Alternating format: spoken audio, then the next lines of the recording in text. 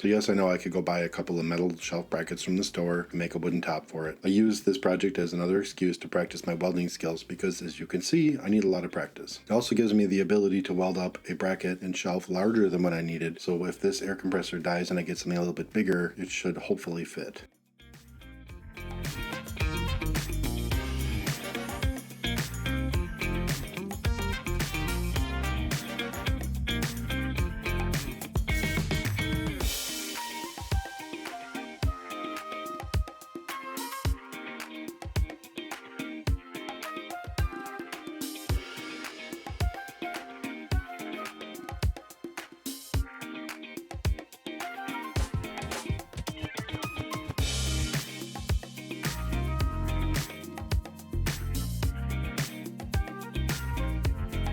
As with most of my welding projects, I always pre-drill the holes that I need before I weld it together. The reasoning is that it's just easier to drill holes in a drill press for me being a one-armed guy than doing it after the fact. Until I can afford a mag drill, this is just the way I have to do it.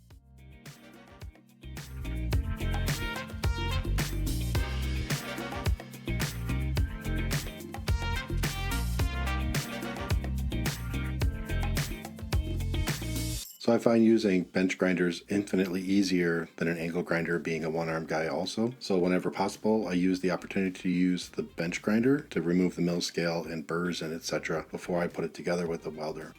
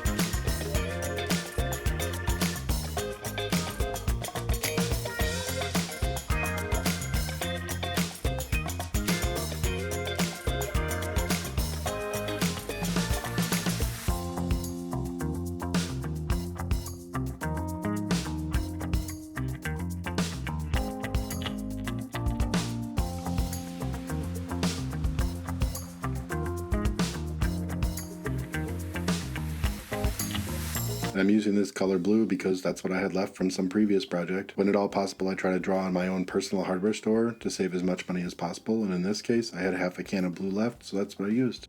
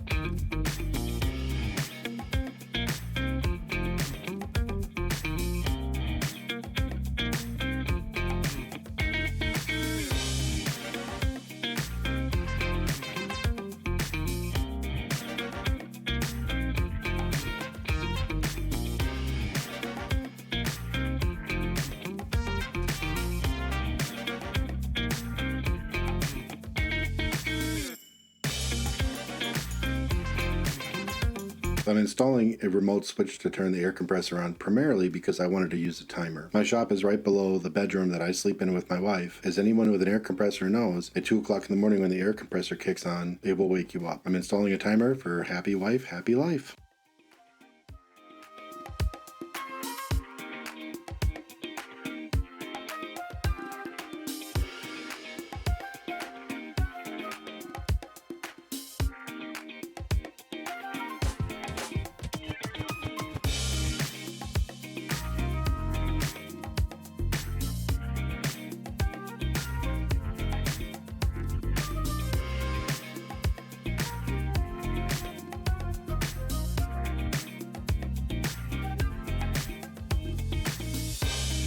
If you have a keen eye, you'll notice later in the video I actually ended up flipping the hose rail upside down. I installed the whole unit thinking it would be easier, but in retrospect it was actually easier to put the bracket up and then install the hose rail. Lesson learned.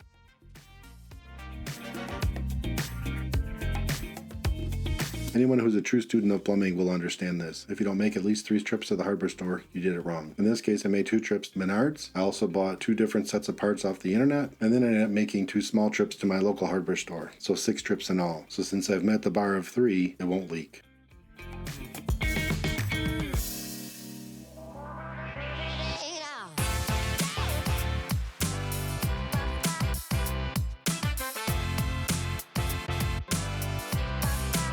So rather than explaining all the fittings I used, the reality is that everyone's shop is different and your situation will be different. In general, the drop ear elbows I'm using are 1/2-inch national pipe thread. Most of the air lines are 1/4-inch or 3/8 national pipe thread. So most of the fittings I'm using convert from 1/2-inch to 3/8 or 1/2-inch to 1/4. For each threaded connection, I wrapped Teflon tape 2 wraps around it and cut the excess off. And I put it together as snug as I felt I could go without damaging the metal.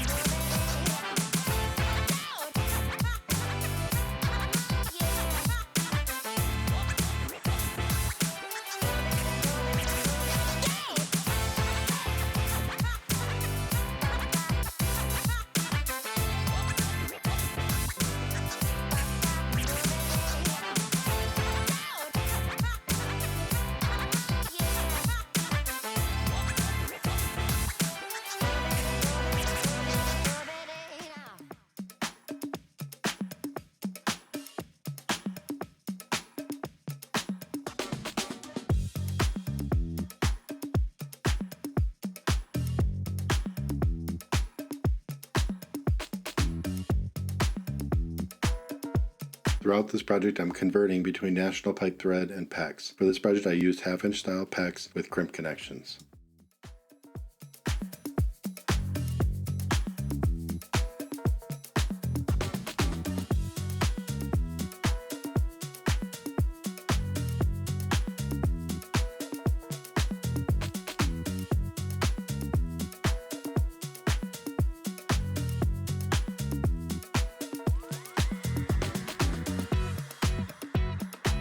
So this was my solution to mounting PEX on the wall. I bought these wall-mounted PEX clips. So I removed the nail for thicker cases and installed a cabinet screw. The cabinet screw ensures I get at least 1 inch of bite into the underlying wood, which is what I'm trying to achieve. I used shorter cabinet screws when I went directly into wood and longer ones when I went through the drywall and then into the stud. I'm sure for people with 2 hands, you could probably use the nail a lot more often, but for me, shooting a screw with a pilot hole is a lot easier to get the clip mounted than fighting with gravity.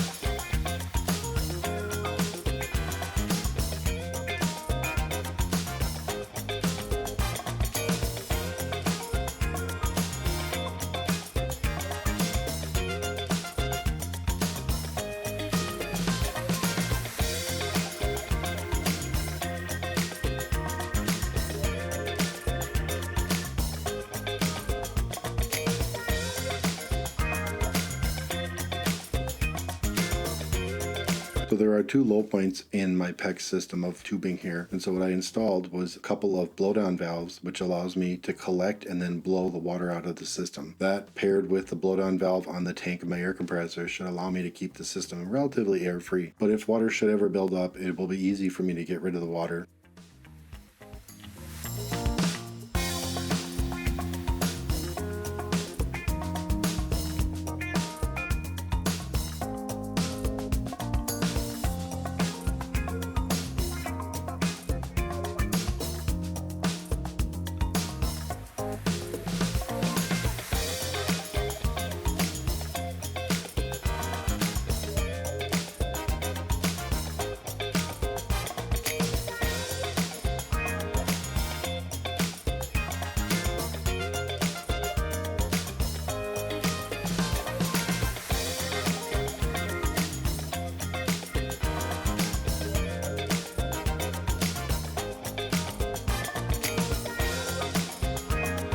So if you didn't guess it by now, the orange air hose I'm using is what I had laying around. It's Jeep Harbor Freight air hose. So I bought a 3/8 NPT to barbed connection and used a hose clamp to secure the air hose. These are just materials I had left over from previous projects.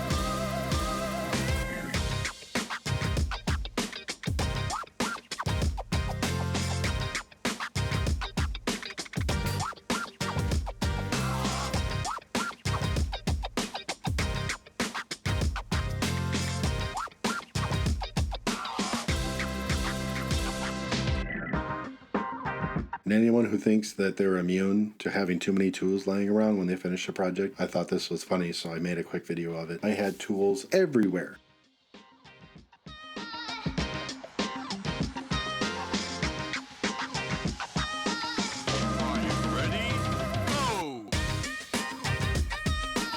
But here's the end result of all my agony, sweat, and bodily contortions. I ran a remote switched outlet with an easily accessible switch that I can use to turn the air compressor on and off. It's on a timer, so if I forget to turn the air compressor off, after an hour it will turn itself off, so the air compressor doesn't kick on at 2 in the morning. I ran 4 main connections. One by my drill press so I can blow metal chips off the drill press. I put a hose reel in for running to any air tool I want. It has 50 feet of hose, which will more than reach anything in my shop.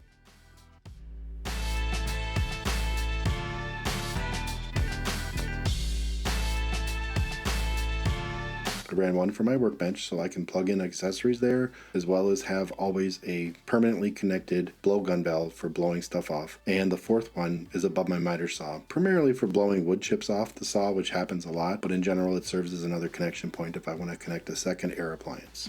Thanks for watching!